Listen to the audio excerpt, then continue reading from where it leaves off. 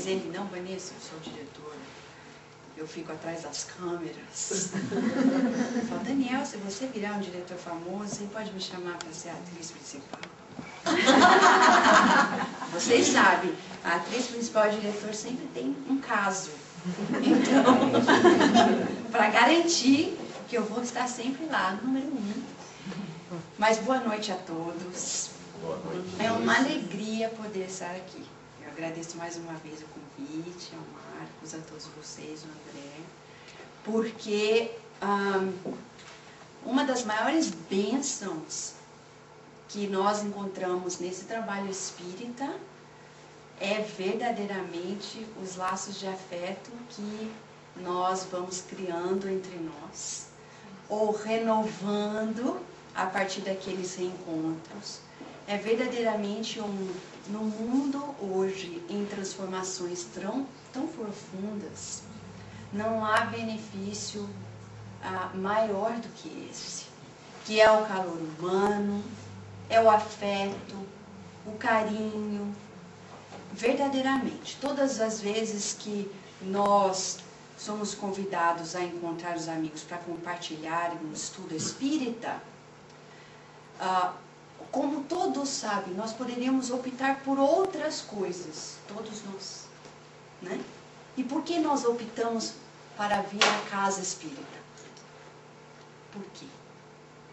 Se poderíamos neste momento, se eu falar para vocês, faça uma lista agora do que você poderia estar fazendo se não estivesse aqui. Muitos iriam dizer, Vanessa, melhor você nem perguntar.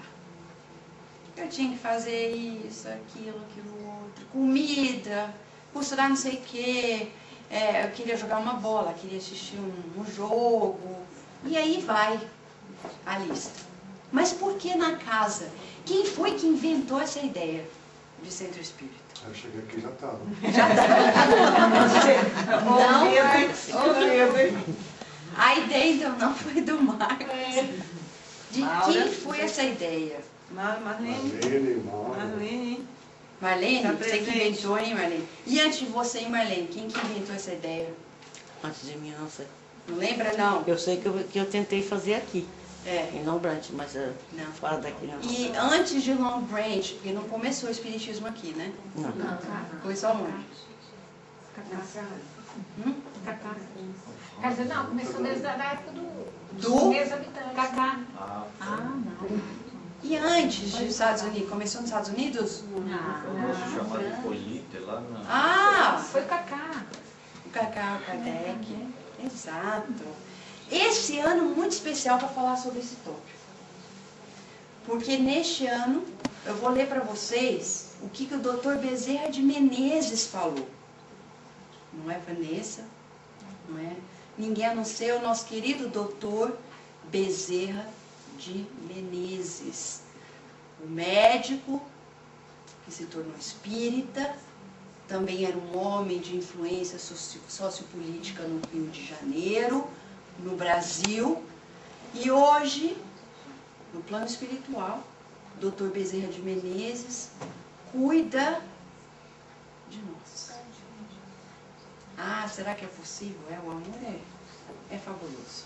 Dr. Bezerra prefaciou este livro, que Marcos já deve ter recomendado a vocês, eu diria da professora doutora excelentíssima Sueli Schubert. Eu falei, olha Sueli, você não vai poder ir em todas as casas, então você me permite, onde eu for vou falar. Você me dá já a autoria porque eu vou falar desse seu livro, porque ele é fabuloso. Não é por acaso que a Federação Espírita Brasileira resolveu publicar esse compêndio, porque ele retira das obras básicas de Kardec, das obras fundamentais de André Luiz e outras, informações que são preciosas para que nós possamos entender por que nós estamos aqui, num centro espírita. O que é isso? Dr. Bezerra diz assim, deixa eu usar esse pódio bonito aqui, né? Olha, fantástico. Eu vou ler alto e devagar para dar tempo para a Thelma também traduzir para a nossa amiga. tá bom? I'll do my best. Dimensões espirituais do Centro Espírita. Logo após a publicação do Livro dos Espíritos, no dia 18 de abril de 1857, em Paris, o ínclito codificador Allan Kardec fez questão de dar prosseguimento à divulgação da doutrina, iniciando a 1º de abril de 1858, a publicação da Revista Espírita, através da qual poderia discutir, apresentar as informações doutrinárias, elucidar os temas básicos e ampliar o campo de disseminação da terceira revelação. Imediatamente compreendeu a necessidade de criar um núcleo no qual fosse possível a continuidade dos estudos, a análise das comunicações espirituais, a educação das faculdades mediúnicas, a prática da caridade, a convivência saudável entre os dois planos da vida, o material e o espiritual. Desse modo, Allan Kardec fundou no dia 1º de abril, e não era o dia da mentira. É interessante observar isso, era sempre em abril que ele estabelecia as fundações do Espiritismo, através do Livro dos Espíritos, depois do lançamento da Revista Espírita, e no mesmo ano, no mesmo dia em que ele lançou a primeira Revista Espírita, ele abriu as portas do primeiro núcleo espírita, o primeiro centro espírita, há 150 anos atrás, completados esse ano. A Sociedade Parisiense de Estudos Espíritas, em cujo regulamento, no primeiro artigo, declara enfaticamente, e isso aqui está em Livro dos Médiuns, porque Kardec fez questão de colocar lá no final do Livro dos Médiuns o Estatuto da Sociedade Parisiense de Estudos Espíritas. E é fantástico nós irmos retomar esse estatuto, porque lá nós vamos encontrar como é que Kardec refletia e pensava essa organização. Como é que ele administrava. E nós vamos ficar surpresos com muitas coisas. Entre elas, que Allan Kardec não abria a casa espírita para quem quisesse entrar, não. Não era bem assim. Não era a casa da mãe Joana. Ah, se quiser vai lá no centro. Não. Ele tinha tanto zelo com a casa espírita, que ele colocou no estatuto que quem entrasse na casa tinha que seguir as regras. E se não as seguisse, o presidente ia dar avisos, e se a pessoa passasse daqueles avisos e não mudasse o comportamento, ia ser requisitado a não frequentar mais a casa. Uau! E Kardec era amoroso, mas era sério. E ele explica o porquê. E não só ele abria as portas para quem tivesse essa compenetração, mas dizia, se você trouxer um amigo seu, você é responsável pelo comportamento dele. E também, porque tinha que pagar aluguel. Essa parte eu acho fantástica. Porque ele cobrava. Ele dizia que está lá no livro. Os livres associados pagavam, acho que era 20 francos, 22 francos. Me desculpe se o número esteja errado. E os membros regulares, 24 francos. Tinha uma taxa. Por quê? Não era estar pagando o serviço, mas era a contribuição dos membros. Por isso que ele deu o nome de sociedade. Porque ele coloca, existem membros. Quem é membro precisa contribuir. Porque ele diz assim, nós não temos condições de sustentar uma sociedade dessa sem a ajuda do todo, do coletivo. E disse também que, além dessa ajuda ser fundamental, a conscientização de que cada um tem que fazer a sua parte. Bom, afora isso, Kardec disse, e a Dr. Bezerra lembra, a sociedade tem por objeto o estudo de todos os fenômenos relativos às manifestações espíritas e suas aplicações às ciências morais, físicas, históricas e psicológicas. Vejamos bem, tem por objeto o estudo. Por isso que Kardec coloca que para uma sociedade espírita funcionar bem, ele retoma um conceito que aprendeu com Pestalozzi, de que a educação só funciona na base de uma trilogia que é trabalho, solidariedade, perseverança. Foi isso que Pestalozzi passou para Kardec.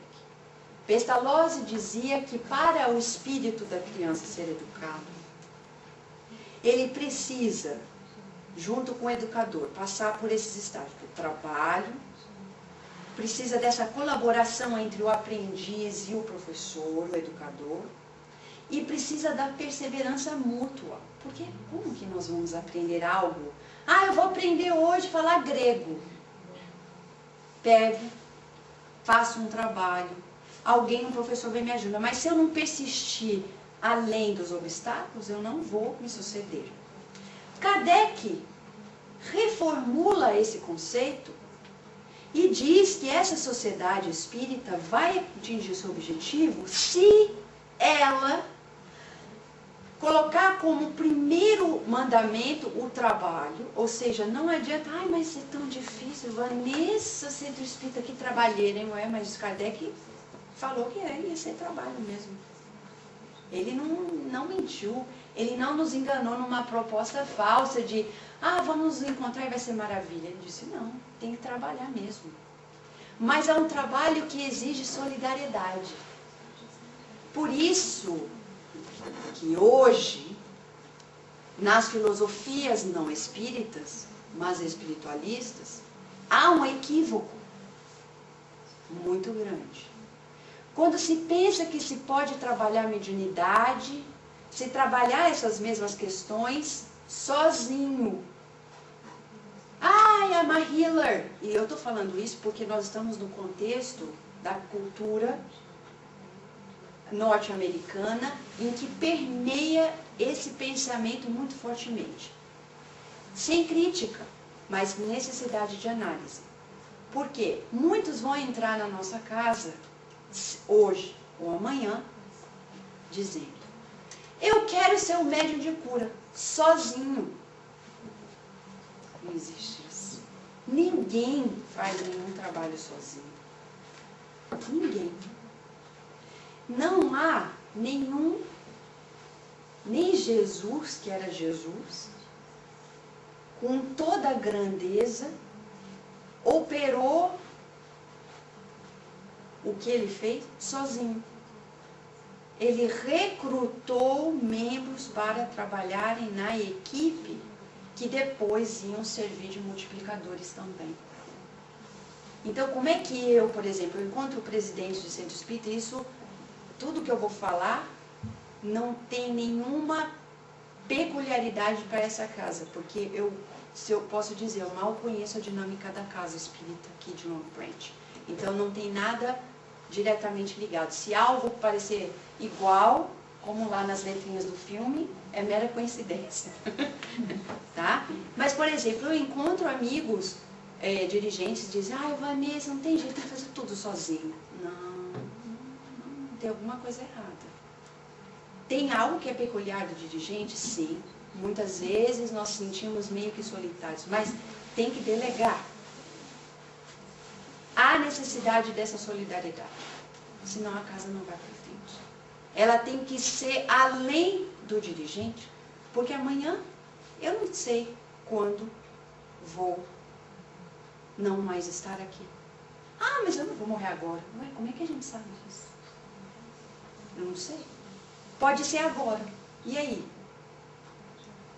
Aí Jesus diz, dai conta da sua administração. Dê conta.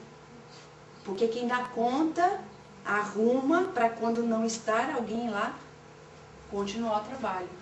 Então, não que seja da nossa responsabilidade se o trabalho não for feito, mas fizemos como Jesus nos ensinou, que é o nosso modelo e guia.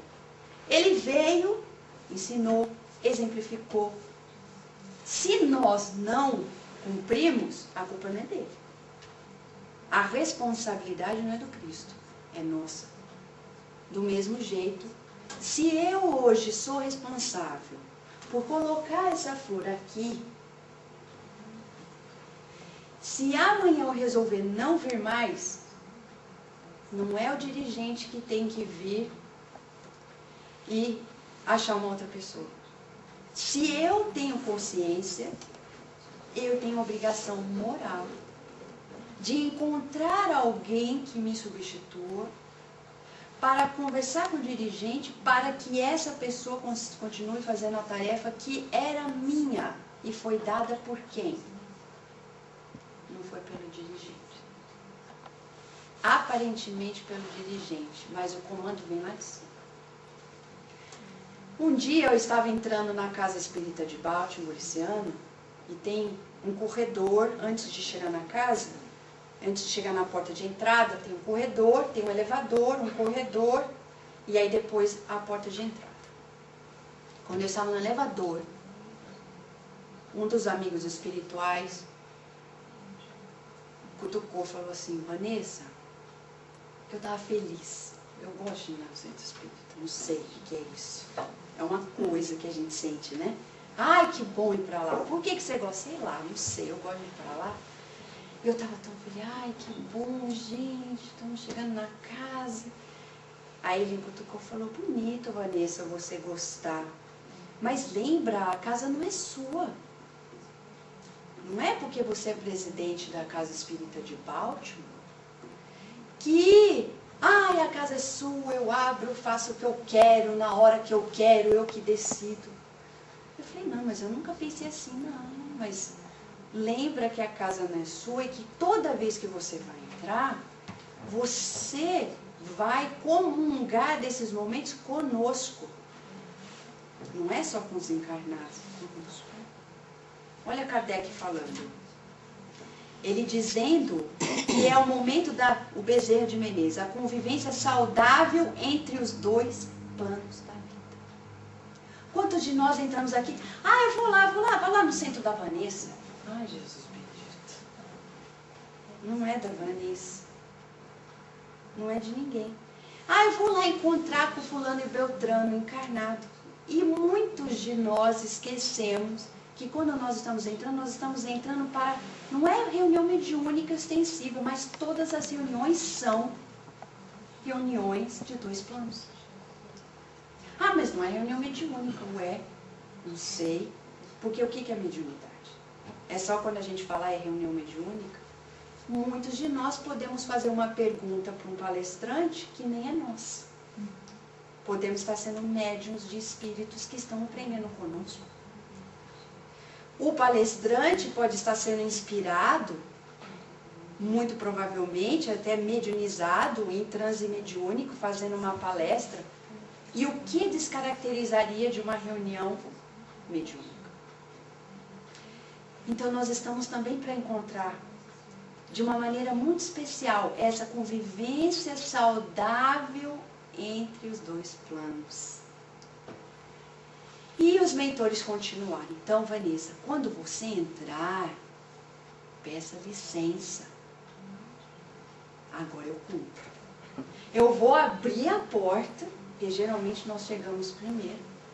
Abrimos a porta já, com licença. Estamos chegando. Estamos abrindo a porta. Já conversei com o pessoal da diretoria, com o pessoal do centro, os trabalhadores. É uma reverência, um respeito, é um carinho, porque eles estão trabalhando aqui. Nós, estou lá fazendo outra coisa. Eles estão trabalhando o tempo inteiro. Porque um ambiente desse é muito especial. Eles utilizam para tantas maravilhas que a gente nem calcula. Algumas coisas podemos calcular pelo que nós lemos nos livros dos bons médiuns, Chico Xavier, Divaldo Franco, Raul Teixeira, Sueli Schubert e outros. Outras coisas ainda nem sabemos, porque a ciência espírita ela progride. E ai de nós se a gente atrapalhar com a nossa vibração ainda um pouquinho, ou muito, perturbada. Então a gente pede licença. E às vezes até desculpa. Ai meu Deus, desculpa que eu estou entrando meio assim, esfarrapado espiritualmente. Porque às vezes a gente vai lá, toma banho, se arruma, mas lá dentro a gente está em frangalho. Em frangalhos pelas dificuldades da vida que a gente ainda não se resignou. Dificuldades que estão fazendo com que a gente abaixe a cabeça e a gente não abaixa. É a rebeldia. E aí, naquela rebeldia que é vibratória, a gente entra na casa espírita, pode não falar, mas angústia. Um dia encontrei um trabalhador numa outra casa, chamei de lado, porque via que esse trabalhador não estava bem, e disse assim: você está bem? Ah, eu estou bem, estou ótimo. Tem certeza? Eu vi isso, vi aquilo, tal. Aí fui falando algumas coisas que tinha observado. Foi quando ele começou a chorar. E falei, de fato, eu não estou bem por causa disso. Aí, a gente vê, por exemplo, nesse livro, quando fala da importância do trabalhador se esforçar para que ele leia na cartilha do Cristo sempre. Os conceitos do Cristo fazem com que a gente crie um porto seguro interior, uma fortaleza interior, tal que nenhuma vicissitude da vida vai me abalar na minha base. Pode assim na superfície, cai um galinho, uma folhinha, umas árvores, mas a estrutura está lá. Esse é o nosso objetivo. Porque onde está o nosso coração? Qual é o nosso tesouro? Ele não pode estar na nossa vida financeira. Ele não pode estar na nossa família material. Não, Vanessa, não. Porque se esse momento é passageiro, o amor fica. Mas esses vínculos são para treinamento. Então, se acontecer algo na minha família, isso não pode abalar minha estrutura. Quantas vezes a gente vê grandes espíritos, Dr. Bezerra de Menezes, com a filhinha doente. Olha que exemplo. Numa época que não tinha carro, não tinha luz elétrica, não tinha internet, não tinha esses luxos da comunicação rápida, do transporte rápido. Morando no Rio de Janeiro, Dr. Bezerra deixou a filhinha ali com febre e disse: tem uma outra filha que bateu na porta, a mãe bateu na porta, precisa ser atendida. Quantos de nós iríamos deixar nosso filho para ajudar o filho do outro, quando nós, a gente deixar na mão de Deus? Olha, eu fiz o meu melhor. Se eu ficar aqui velando, não vai ajudar em nada. E se eu fiz o meu melhor e precisar de alguma coisa enquanto eu estiver ajudando o outro? Era fé. A compreensão de Bezerra ia além. E ele foi, não sabia que hora ia voltar. Não era uma coisa, ó, eu vou lá com o carro rapidinho, tá, já volto, qualquer coisa você liga no meu celular. Não tinha celular na época. Olha a confiança de Dr. Bezerra.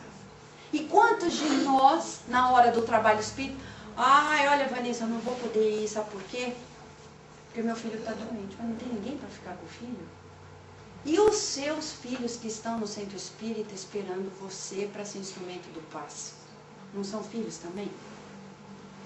Ou esperando a tua palestra?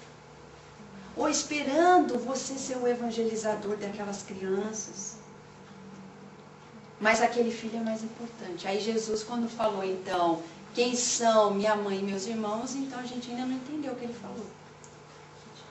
Porque minha mãe e meus irmãos são mais importantes do que qualquer outra pessoa. E Jesus não fez isso. Então, quando o Dr. Bezerra disse que Kardec estava inaugurando o primeiro centro espírita do mundo, a célula abençoada queria multiplicar-se em favor da construção da futura sociedade terrestre mais feliz. Olha só o Dr. Bezerra falando. Esse que soube superar momentos que a sociedade material achava fundamentais, ele viu além. Ele diz, a célula abençoada que iria multiplicar-se em favor da construção da futura sociedade terrestre mais feliz.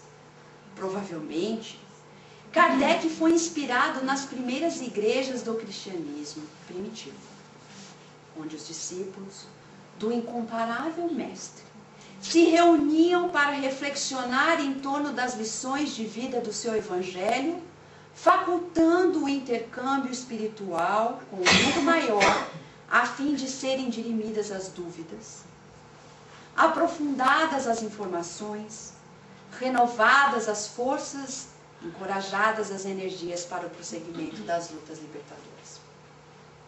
Por isso que o ano passado, nos 150 anos do Livro dos Espíritos, o Conselho Espírita Internacional junto com a FEB lançaram esse logo. Para se viver uma vida mais equilibrada, a gente precisa de respostas. Por isso a gente tem 1019 respostas no Livro dos Espíritos. Quem fala, estou perdido, dá um livro. Porque ali a pessoa se acha. Se das 1019 não tiver resposta para a pessoa, tem que fazer outro livro. Eu duvido que precise de outro. 1019. Porque não tem mesmo. Muitas vezes nós estamos confusos. E é na casa espírita que nós encontramos essas respostas. Então é natural. Às vezes as pessoas falam assim, ai Vanessa, você fica escutando problemas que a gente tem que fazer o atendimento fraterno. Cada pessoa que entrar, tem gente que fala assim, mas eu quero ver o centro espírita cheio. É mesmo? Um dia um amigo me falou, porque fazer o espiritismo às vezes em inglês também é um pouquinho complicado, porque até o povo saber o que é o espiritismo, os brasileiros já ouviram falar, bem ou mal, um dia no Brasil, em outro lugar. Mas o povo que nunca ouviu falar, é difícil. Aí um dia falou, poxa Vanessa, o que a gente faz para aumentar o número de pessoas? Então tá bom, vamos fazer uma conta aqui? Matemática. Se numa reunião, ao invés de verem 5 novos americanos, vierem 10, vamos colocar 10 pessoas novas. Eu perguntei para esse amigo meu, como é que nós vamos abordar 10 novas pessoas num dia? Quem é que da nossa casa espírita vai conversar com eles? Vamos ver. Fulano não pode, porque fulano está na livraria ajudando a vender os livros. Beltrano vai estar tomando conta das crianças na outra sala. O Daniel pode ser, se ele não estiver filmando, cuidando das coisas da internet. Eu eventualmente vou estar lá. O fulano ou a fulano, se a gente tiver 5 pessoas e que também tem um preparo, é muito. Você acha que os mentores não sabem? Eles sabem mais do que a gente quando a gente vai estar preparado para receber mais gente. Porque a mente das pessoas não são brincadeira. Quando nós chegamos na casa espírita, chegamos com uma necessidade. Quem é o responsável por abordar essa necessidade, tentar direcionar? Nós que estamos aqui. Não é só o presidente. Não é só o XYZ diretor. São os trabalhadores. Mas será que todos estamos preparados? Ou conscientes para fazer essa fila bonita de entrada? O pessoal vai chegando, oi, tudo bem? Aí se chegar uma pessoa nova, eu já tenho que abordar. Oi, tudo bem? Você chegou aqui, você precisa de alguma coisa? Ah, não quero nada. Então tá bom, fica à vontade, senta. Aí no fim, estou com uma dúvida, onde que eu acho esse livro que foi falado, etc. Alguém tem que estar disponível. Então é muito mais complexo. Por isso que Kardec fala no Livro dos Médiuns que é importante a gente monitorar não é monitorar, ficar na cola, mas estar disponível para cada um que chega na casa espírita. Leon Denis, no livro No Invisível, ele aborda uma temática que chama formação dos primeiros núcleos espíritas. E ele fala exatamente as mesmas coisas. Que teve momentos, ele diz, que foi importante ele fechar um pouco a estrutura para criar uma base mais sólida. E diz, Leon Denis, está lá no livro No Invisível, publicado pela FEB.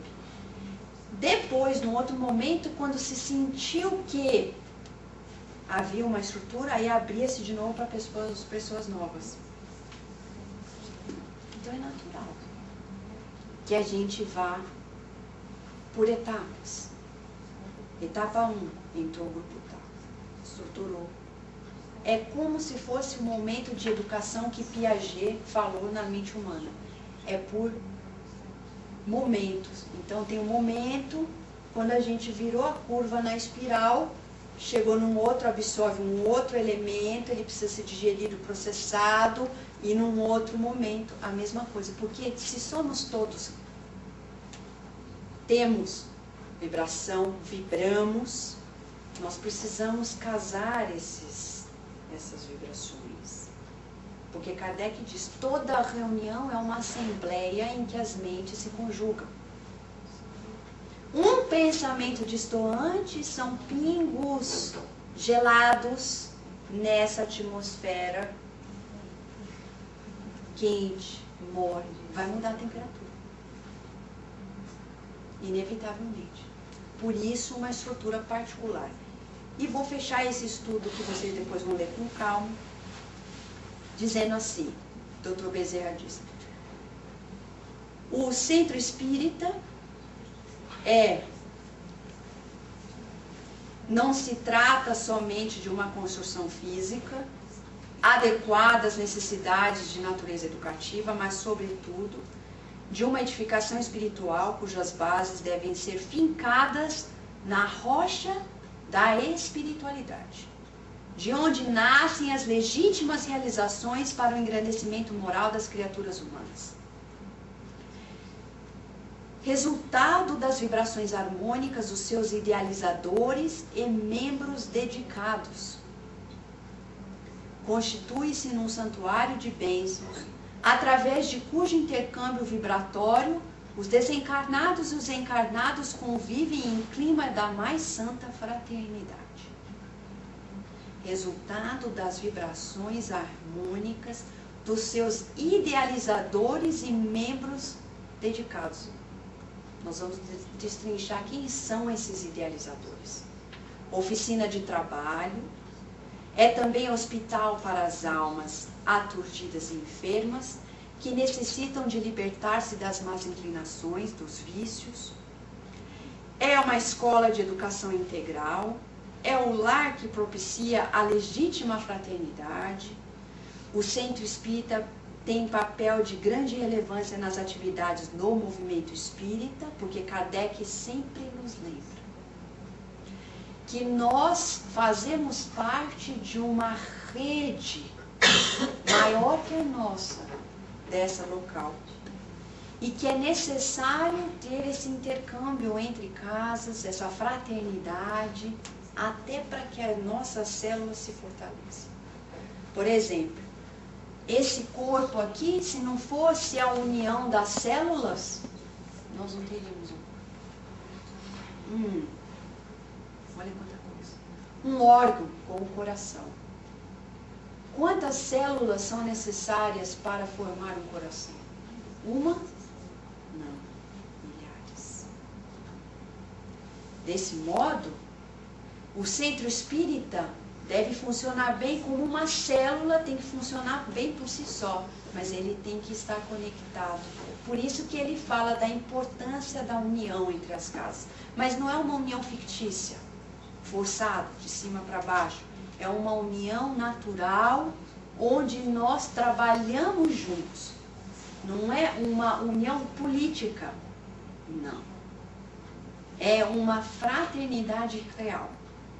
Como, por exemplo, o encontro da família em Connecticut, que vai ter no domingo que vem.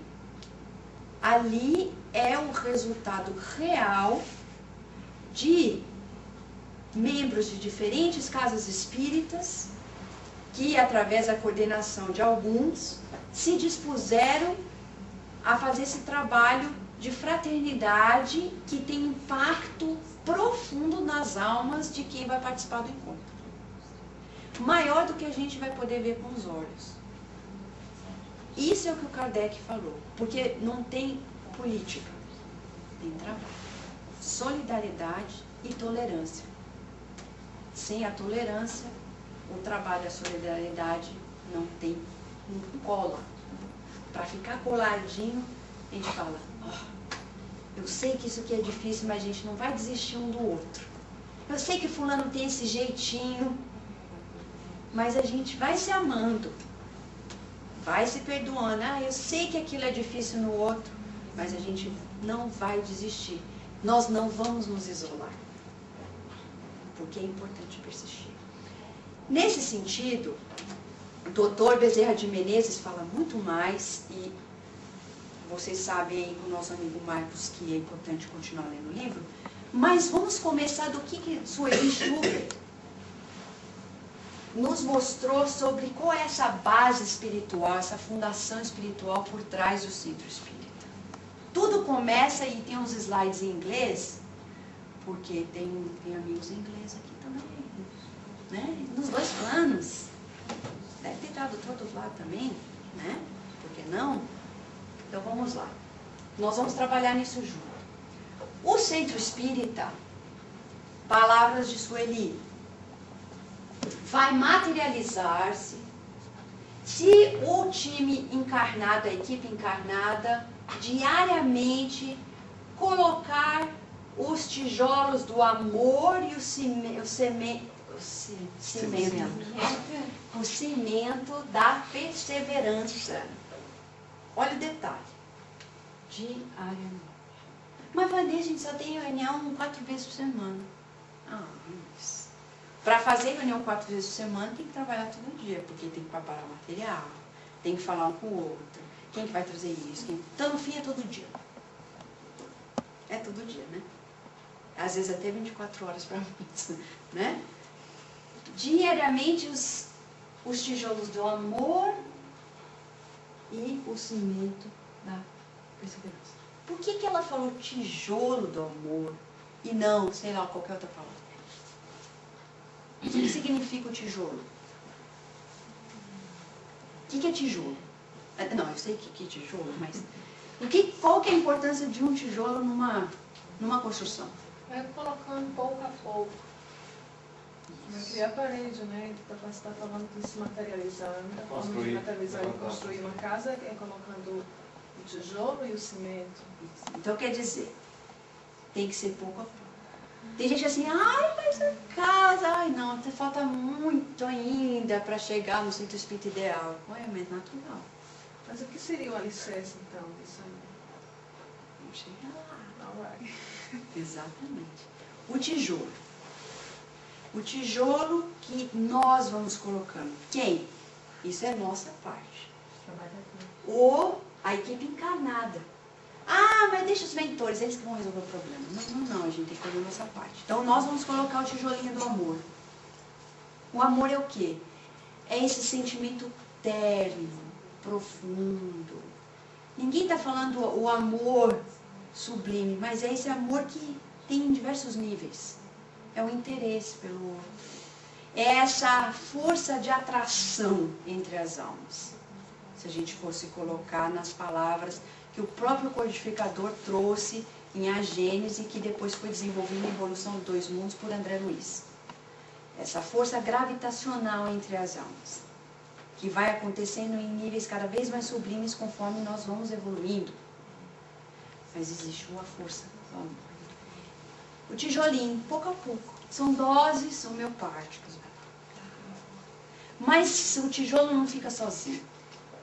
Então precisa ter um cimento, é a colinha. A cola é aquele que faz com que esse tijolo vai ficar lá e não vai sair mais. ficou. É a perseverança.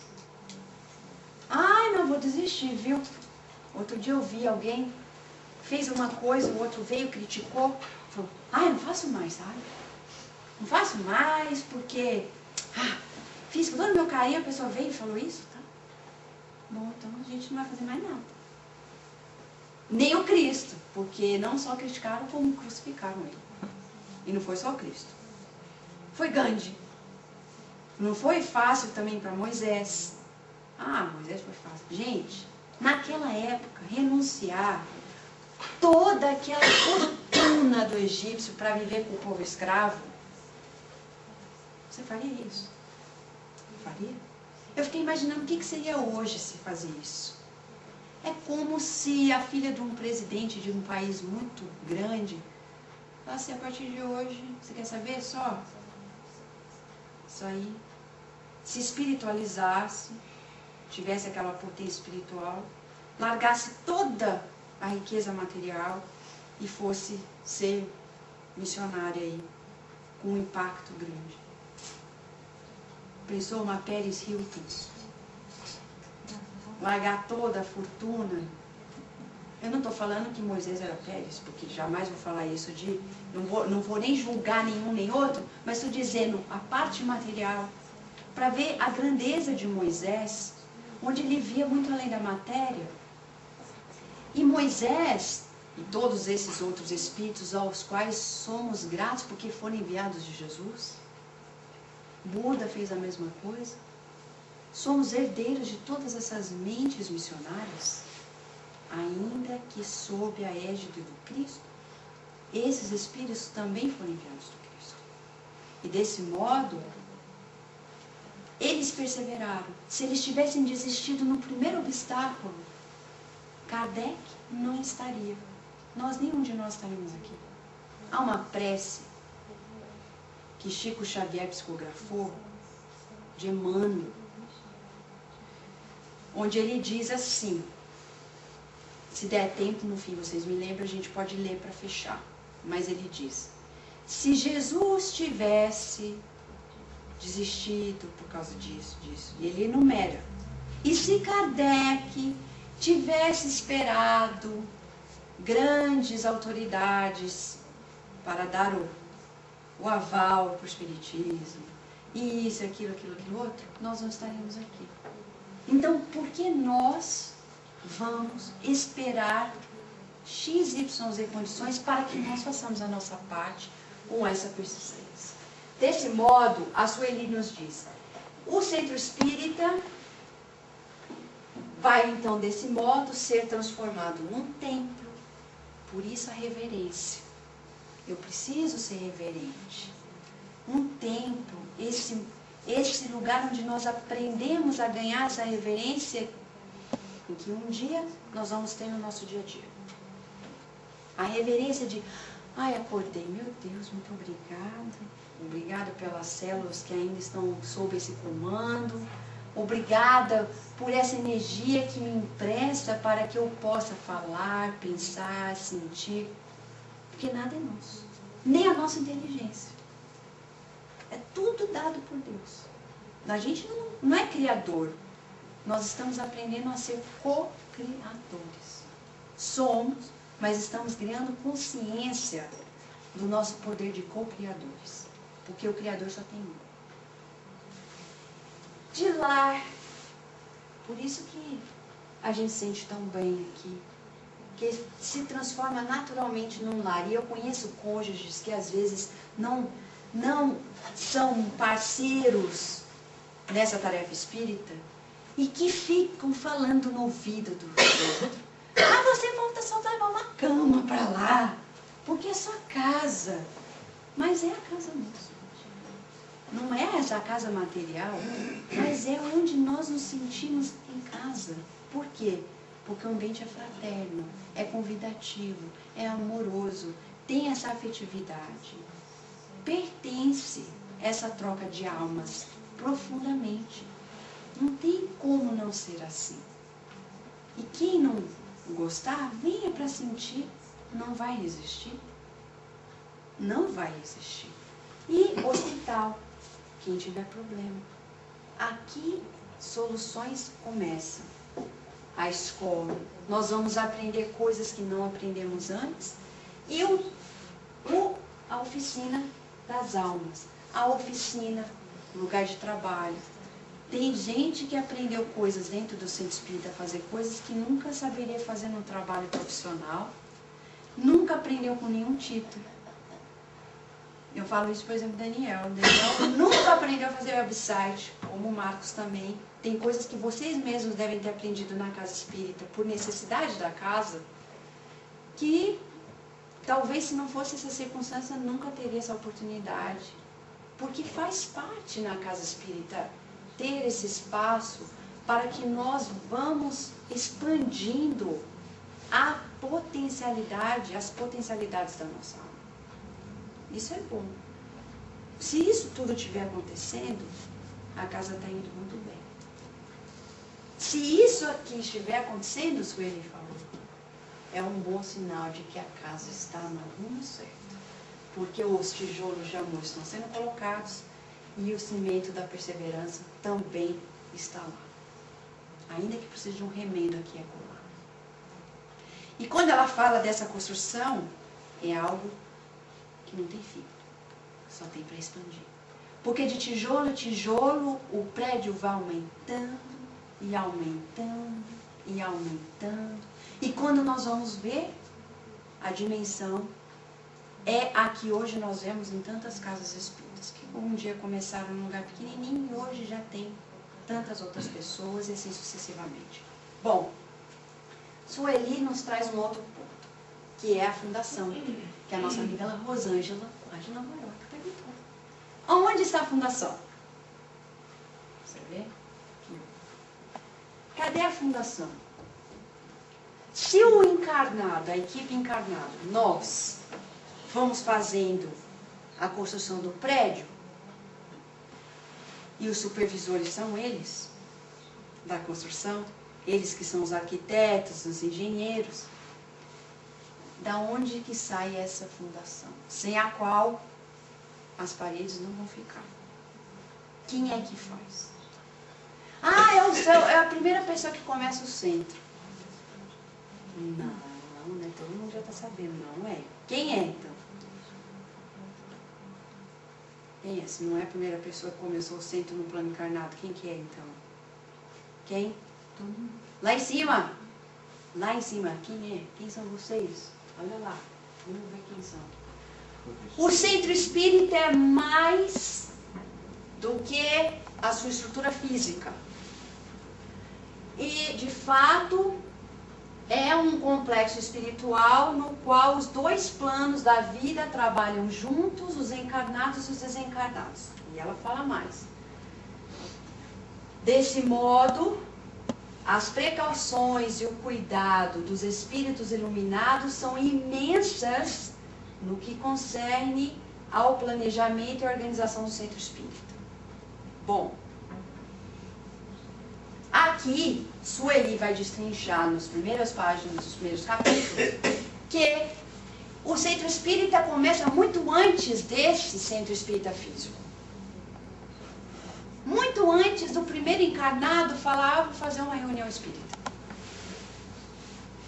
Começa com os espíritos amigos que tiveram permissão do Cristo. Porque o Espiritismo é o Consolador prometido. Ele está sob a égide do Cristo e ele que é o diretor de toda essa disseminação.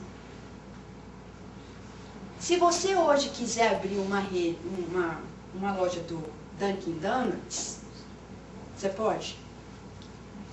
O que precisa? Precisa de uma permissão, é um franchise, né? Tem toda uma regra.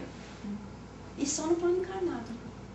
Que é fácil, porque tem dinheiro, seguiu a regra, pá, abriu a porta. No plano de lá tem que ter crédito moral. Os famosos bônus hora.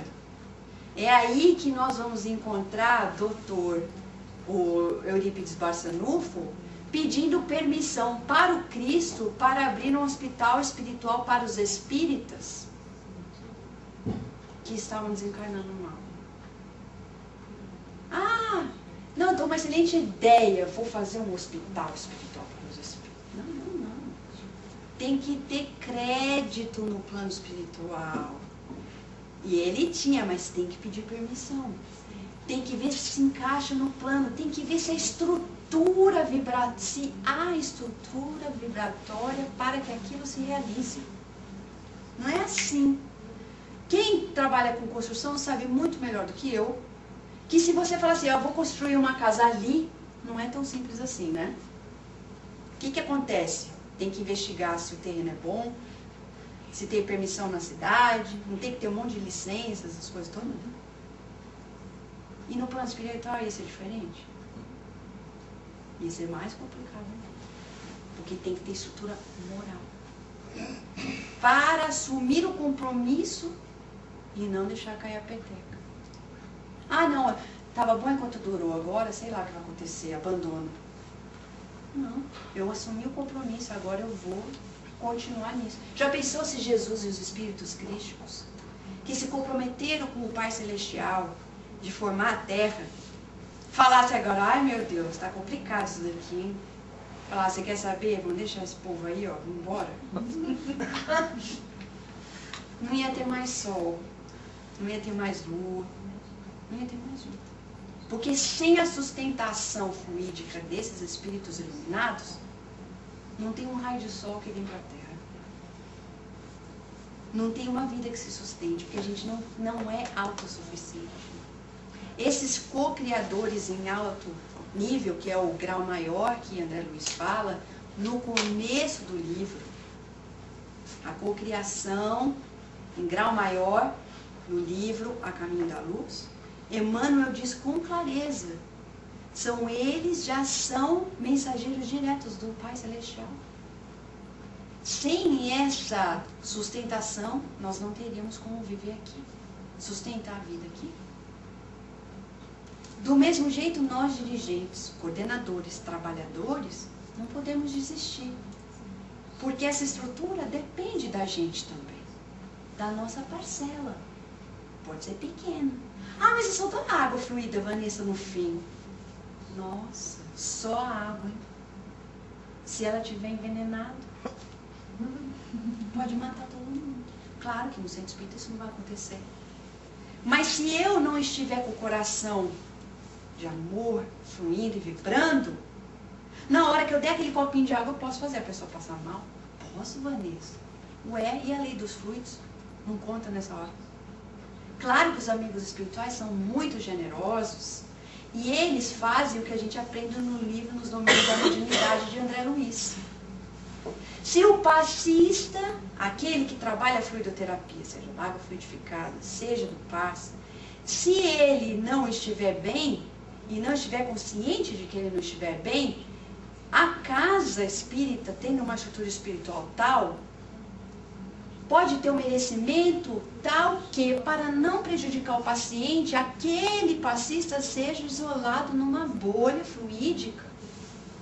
E quantos passistas falam assim, Vanessa, eu estava dando, não posso sentir nada.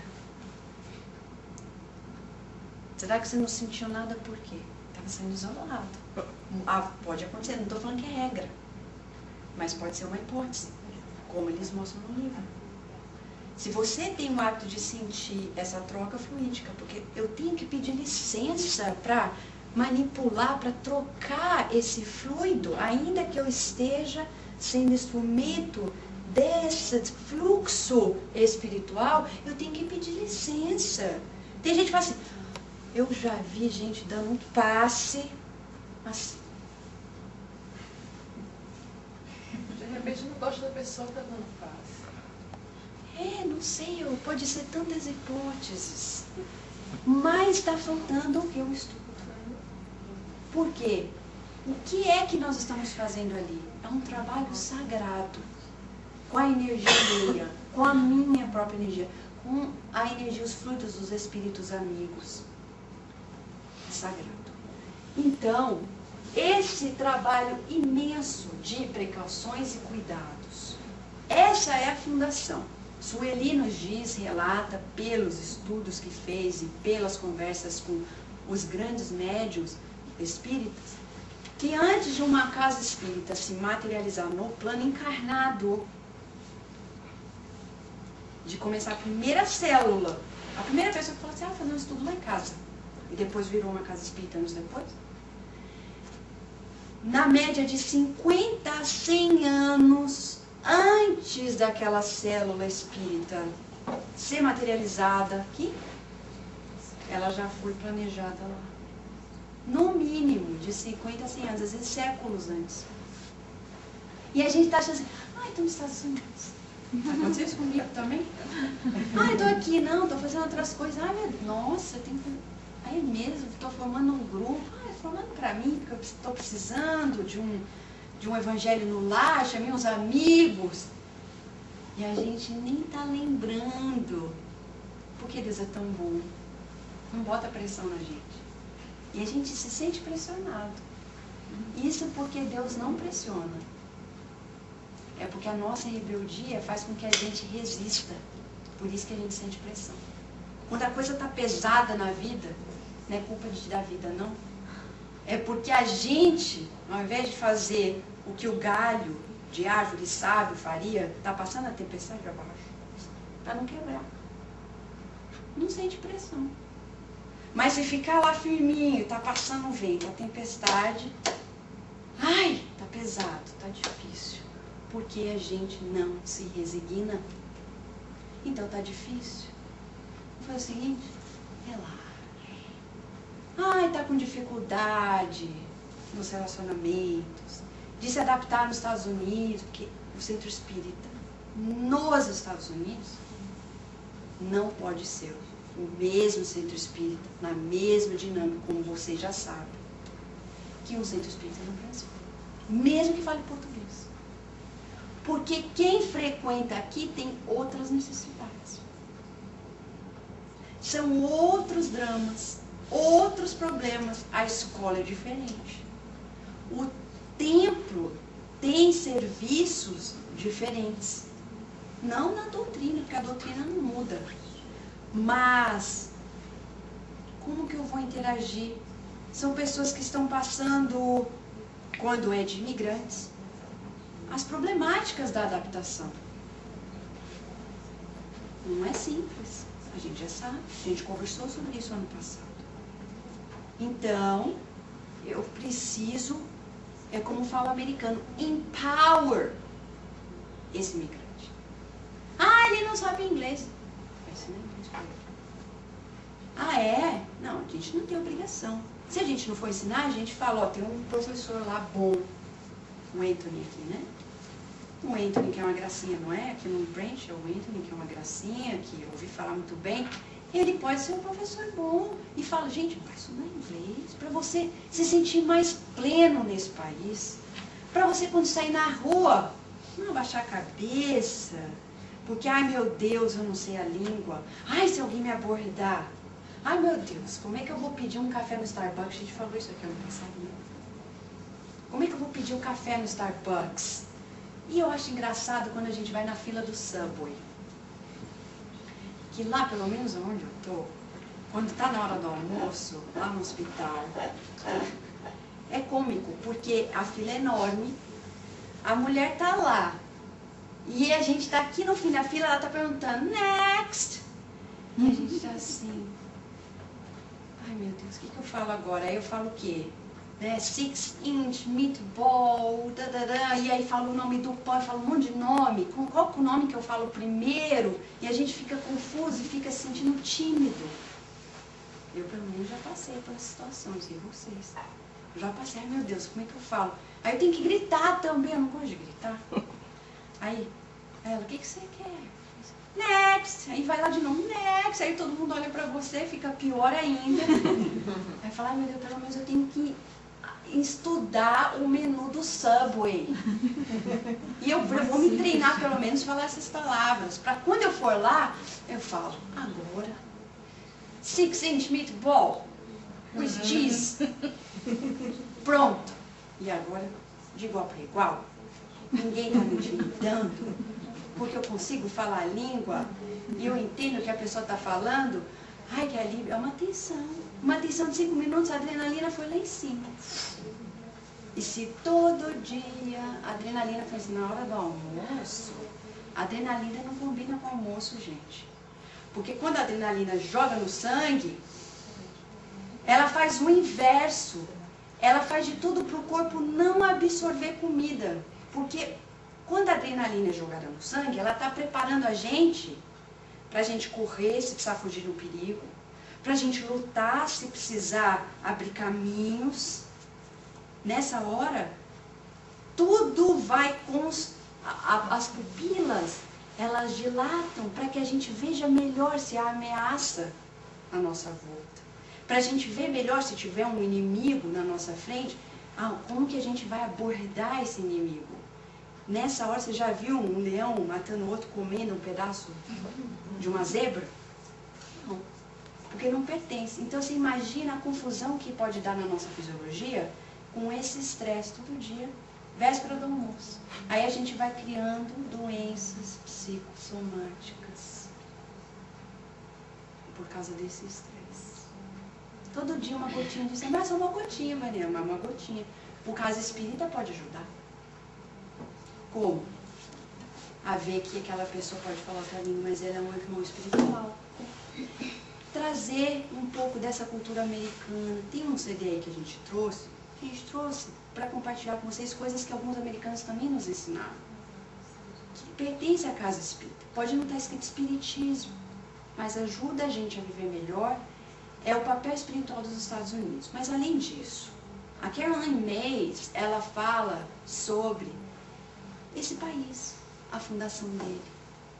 E ela fala para imigrante também. E ela fala uma coisa que é muito espírita, além de todas as outras coisas que ela fala.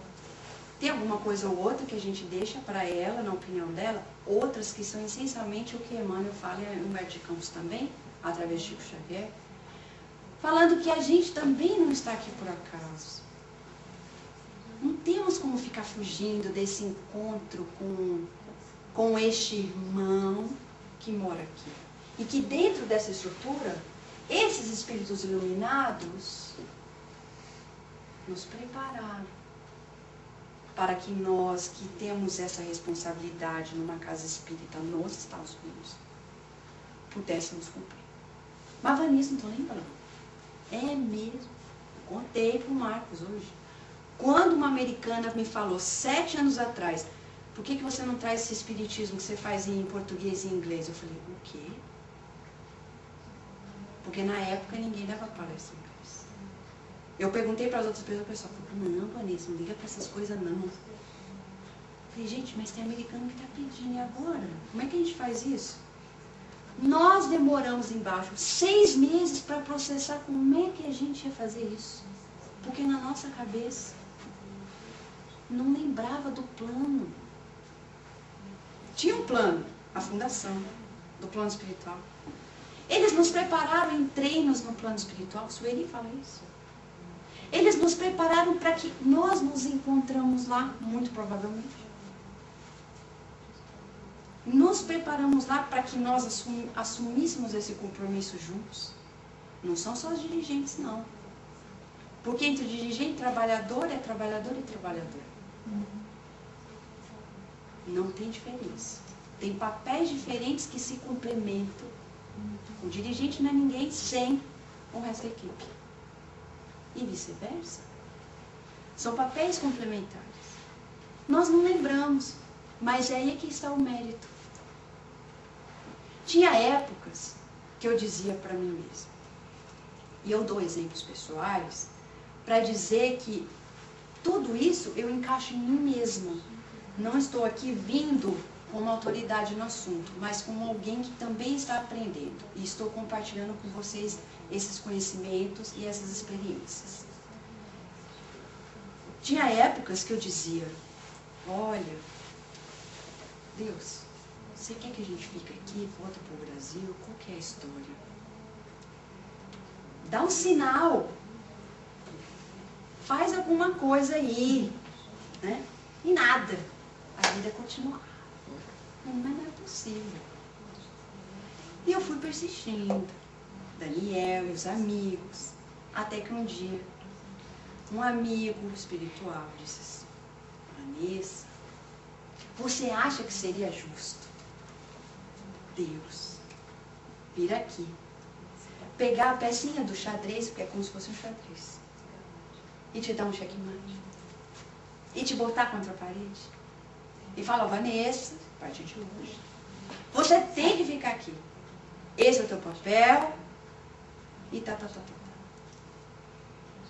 Eu falei, nossa, não. Esse Deus, supremo amor, educador, esse Deus que Jesus nos apresentou, não faria isso. Por isso que você nunca ouviu dizer, ele disse, que os espíritos, nós, iremos fazer isso. Porque você precisa dizer até quando. E o quanto e o que você vai renunciar para fazer o próximo passo. Você tem o livre-arbítrio. Se você quiser, nós vamos confirmar. Se você falar para cá, e esse para cá é o que você se comprometeu, nós vamos te dar um incentivo, mostrando, confirmando, em outras palavras, porque a consciência fica leve. Nós ficamos mais plenos. É difícil pagar a conta, né? Ninguém gosta. Mas também quando a gente paga, dá um alívio, né? Dá um alívio. É essa sensação para muitos que fazem por reparação e outros, de fato, por uma tarefa especial, como é o caso, por exemplo, de Divaldo, de Chico, de Raul. Por exemplo, Divaldo e Chico. Vocês já ouviram dizer que Divaldo, um dia chegou Joana e falou, Divaldo, a partir de hoje você tem essa tarefa. Vocês nunca ouviram falar essa história, né? Se vocês lerem o livro da Sueli, que fala de Divaldo, o semeador de estrelas, conta detalhes sobre essa trajetória. Nunca Joana de Ângeles fez isso. E ela mesma se apresentou gradualmente a Divaldo. E Divaldo passou pelos testes da fé, até mesmo sem saber muitos detalhes sobre esses mentores. Por que eu ia perguntar, mas espírito amigo, o que mais? Ela falava, não precisa de mais, vamos trabalhar. O dia que precisou, ela abriu. Joana de Ângeles. E depois ela falou mais. Quem é que está preparado para isso? Porque tem que ter o livre-arbítrio. Isso leva